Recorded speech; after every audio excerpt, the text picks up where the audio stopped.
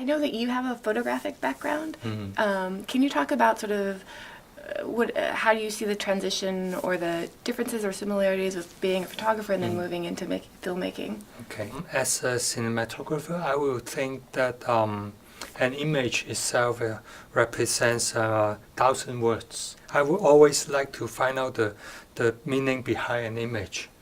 But when I move to the position of being a director, I find that the meaning of image is ambiguous, but rather how you put an image into a certain content, and it creates the most powerful impact to the audience. You have to find out the essence of the image and how it relates to other images in order to deliver the content.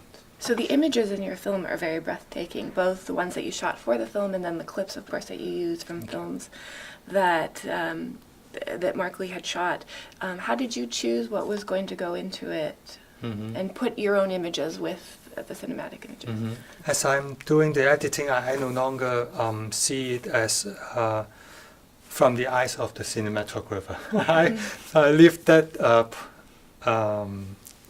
leave that role apart, and then I take up a new job as an editor.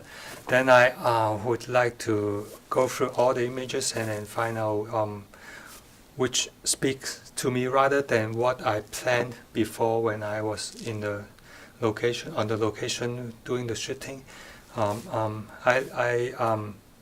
In a sense that I recreate the whole situation because I look at it from the audience point of view. What message really touched me rather than what I planned before, the intention why I want to shoot that scene.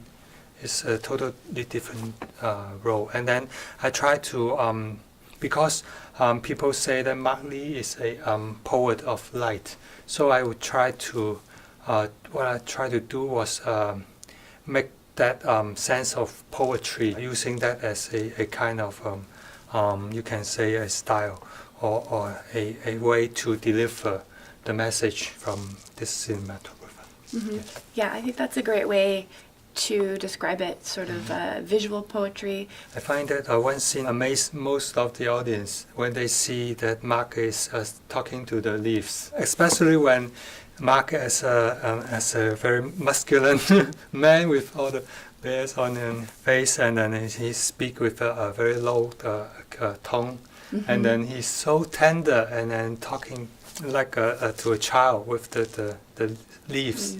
So it's very interesting. Yeah, absolutely. So I know this is you co-directed this film, Yes. Is that correct? Can you talk about what that process is with co-directing with your... Co-directing is a process of fighting. Yeah, really, because everyone has a certain ways of looking at the same thing. So co-directing means that we need to negotiate and to compromise a lot. At one point, we both have different opinions on the ending of the movie, and then but I think that the most important part is that we trust each other. So at the end, I asked the other director that if that's really what she wants, maybe I just give up my opinion. It's impossible to have two endings for a documentary, and then it's more important that one person is really feeling that she could deliver what he said, other than at a midway, trying to do something in between. So I give up my opinion, and then a few days later, she think about it again and again, and then she watched the rough cut, and then later she decided, okay, she agreed with me. So she gave up her opinion, then it ends up like the original ending. So it's about trusting. Mm-hmm. Where is the film going after this festival?